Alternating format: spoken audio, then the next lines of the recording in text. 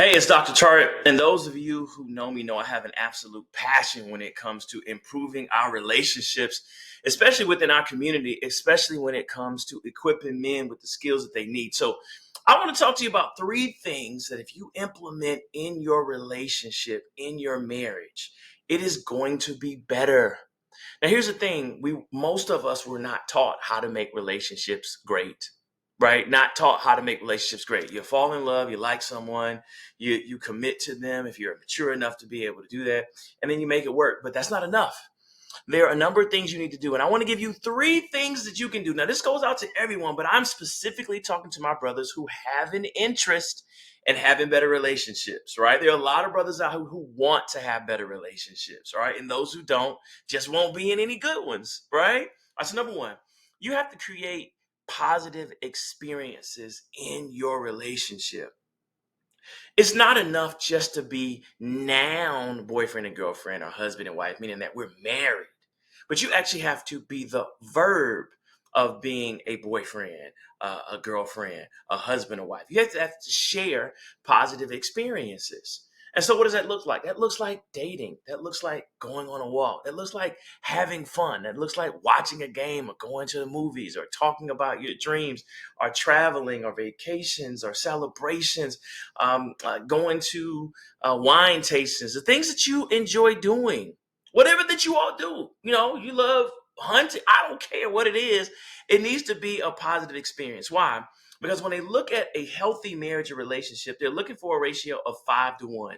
5 to 1. Five positives for every negative. Do you have five positive experience to every negative experience? And a lot of times what we do is we come home, we criticize, we fuss, we argue, all right, and those things happen in even a healthy relationship, but it's not balanced out by enough fun and happiness and joy.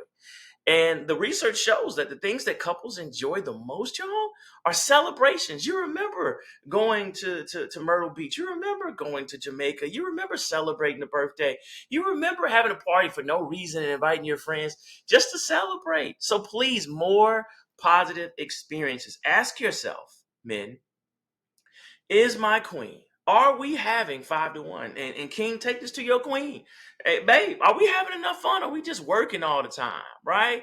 Let's do 5 to 1. All right, number two, commitment to shared values. Ooh, this is one of my favorite ones right here. Like, do we have the same commitment to values?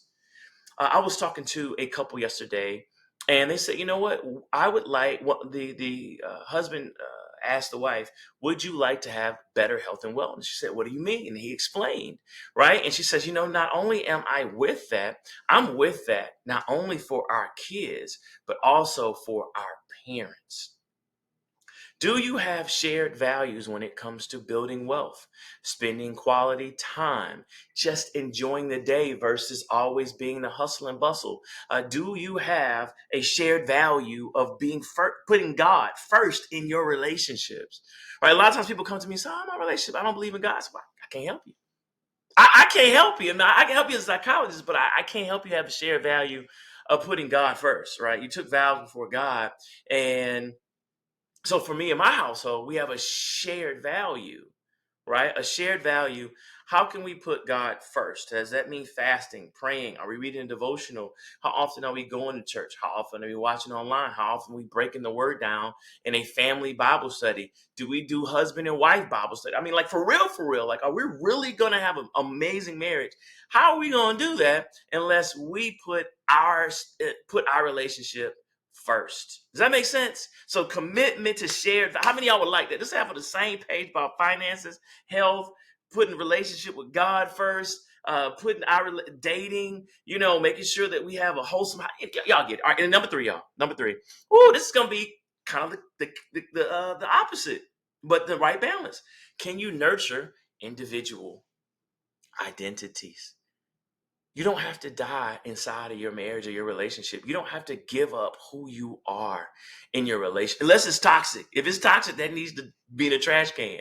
But like, you don't have to stop your love of fitness, because maybe it doesn't jive with your husband or wife's schedule. Y'all need to plan it out and say, how can I nurture your desire to run a half marathon? How can I nurture your desire to to go into the ministry? How can I nurture your desire to move up the corporate ladder? How can I nurture your desire just to spend more time, reading and relaxing and self care? How can I spend time cultivating your personal growth goals? Come on now. How many of y'all would love for your partner to say, baby, what can I do to nurture, support, pray for, fund, have meetings to support your personal development goals? Oh, that's what it's all about. That's the equity in relationships and marriage. You actually have a whole nother person who's not only interested in loving you, but making sure that you could be the best that you can be. Now, that's the kind of marriage you should be in, the kind of relationship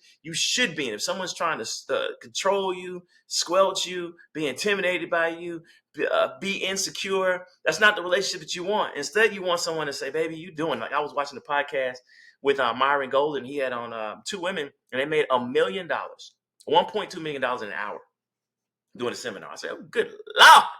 Right? I was like, what would I do if that was my wife? I'd be like, show me how you did that so I can make 1.2 as well, so I don't come up a sloppy second. You know what I mean? Let me get in on this. So we have to be able to nurture individual identities. You do those 5 things, those 3 things, my friends. I was gonna give you 5, but I'm gonna give you 3, right? So I can give you, 2 more later. All right, your relationship is going to be better. Imagine what happens. So we have more positive experiences, so we feel good about things. We have shared values, so we have a family marital relationship mission statement, and we wake up every day going after that together. And then we're also able to separate and say, hey, go do your thing, and how can I support that? Even if that means staying home with the kids, or holding down dinner, or holding back some financial things we're going to buy while we invest in what you're doing. I mean, imagine how great your relationship, your marriage could be. All right. So let's put those 3 things in place. Let's commit. Let's send this to your partners, and let's go. God bless.